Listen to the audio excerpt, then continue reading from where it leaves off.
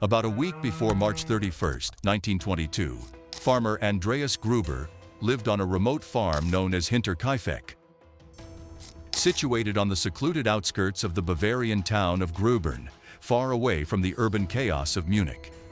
This farmstead was characterized by its somber and isolated atmosphere.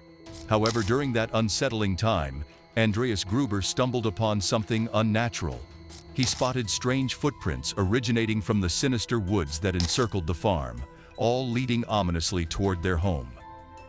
But what sent shivers down his spine was the absence of any footprints departing from the house. Andreas Gruber chose not to inform the police about the unusual footsteps he discovered. This decision stemmed from the belief that their small German farm was generally peaceful and secure. Regrettably, this lack of reporting would ultimately prove fateful, as it left the Gruber family vulnerable to the horrifying and enigmatic tragedy that would later befall them.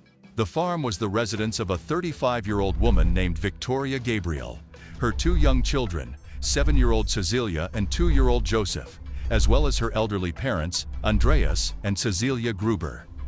The Gruber family was known for being pretty private, but their abnormal absence started raising eyebrows on April 1, 1922. On April 4th, their concern reached a breaking point. Lorenz Schlittenbauer, a farmer living nearby, decided it was time to investigate. Inside, they found 4 lifeless bodies, battered and hidden under a layer of hay. But trust me, that wasn't the scary part. Before the terrifying Hinterkaifeck murders took place, there were a number of disturbing incidents on the farm that suggested something was wrong. In the year before the tragedy, the family's maid suddenly quit her job. There were rumors suggesting that she left because she was scared.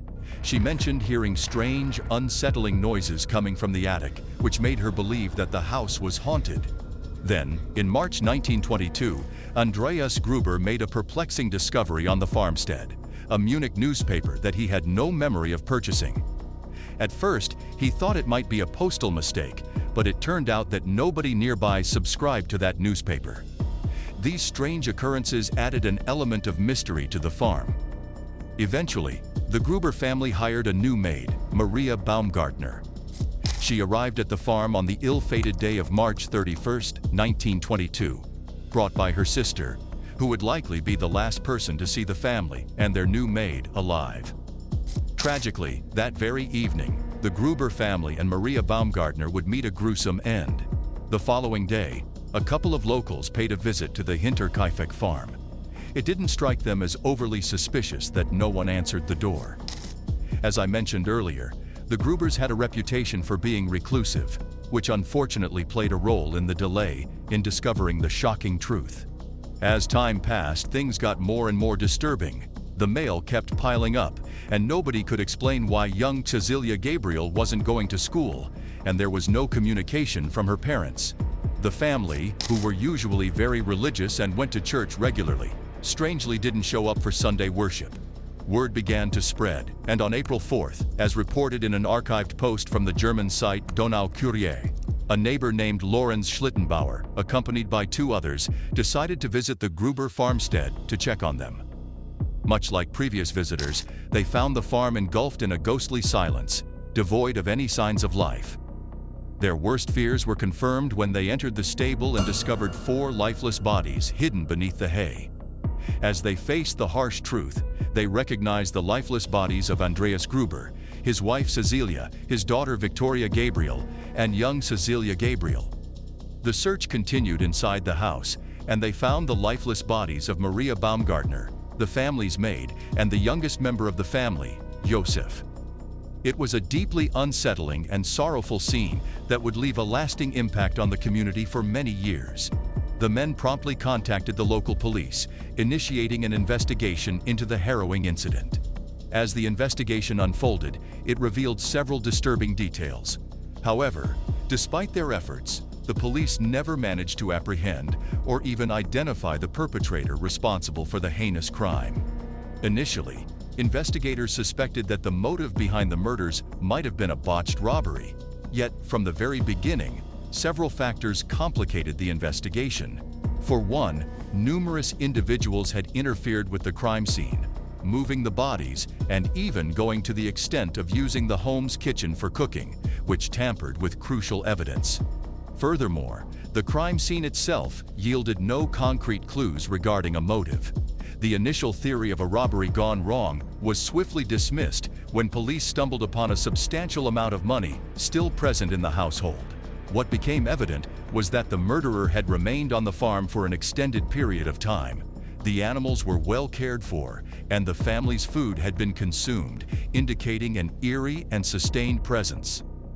According to a report from the German site, the authorities of that era were unable to secure any fingerprints from the crime scene. Adding to the investigative challenges, the farmstead itself was demolished shortly after the murders, making the prospect of obtaining usable DNA evidence virtually impossible. Even after a century of scrutiny and worldwide attention, the Hinterkaifeck murders remain shrouded in mystery, particularly when it comes to the motive.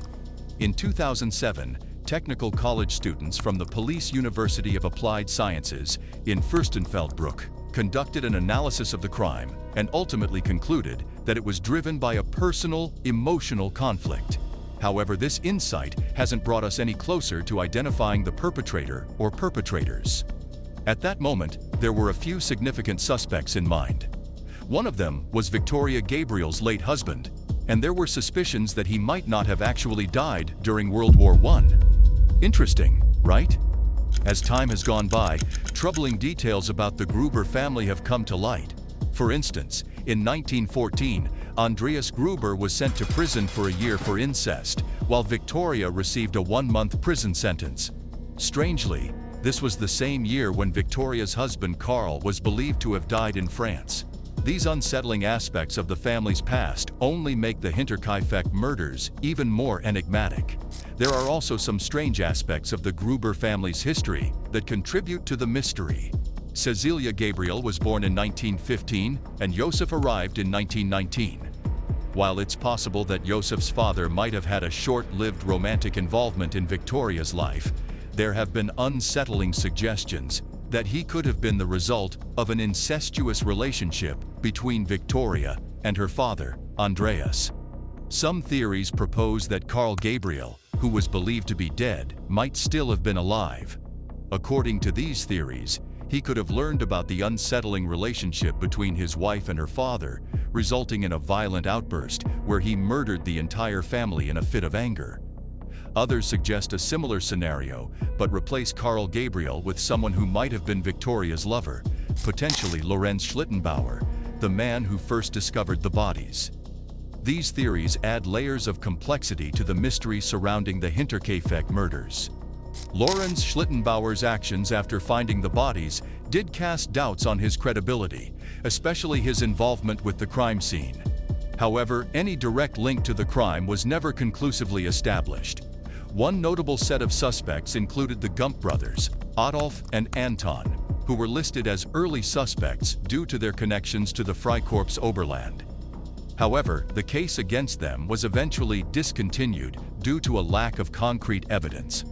Another set of brothers, Karl S. and Andreas S., came under scrutiny when a witness claimed that their mother had confessed on her deathbed that her sons were the murderers. The witness mentioned an intriguing detail: the statement that Andreas had regretted losing his penknife during a conversation. While a pocketknife found during the farm's demolition raised suspicions, this lead did not yield any conclusive results. Peter Weber, who had worked with Josef Betz, also emerged as a potential suspect. Betz testified that Weber knew about Hinterkaifeck and even suggested killing the old man to steal the family's money.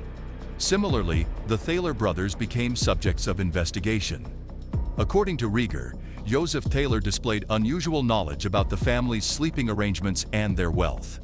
During their conversation, Rieger noticed the presence of another person nearby, adding another layer of intrigue to the case. Lastly, author Bill James raised the possibility of Paul Muller, a German migrant, being responsible for the Hinterkaifeck murders. Muller had been a suspect in an 1898 Massachusetts family murder and was linked to similar crimes in the United States. His alleged modus operandi bore some resemblance to the Hinterkaifeck murders, including the use of a blunt farm tool as a weapon and the stacking of bodies.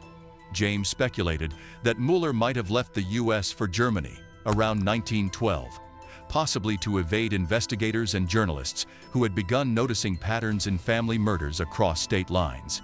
In the end, despite various leads that investigators pursued over the years, they all led to frustrating dead ends.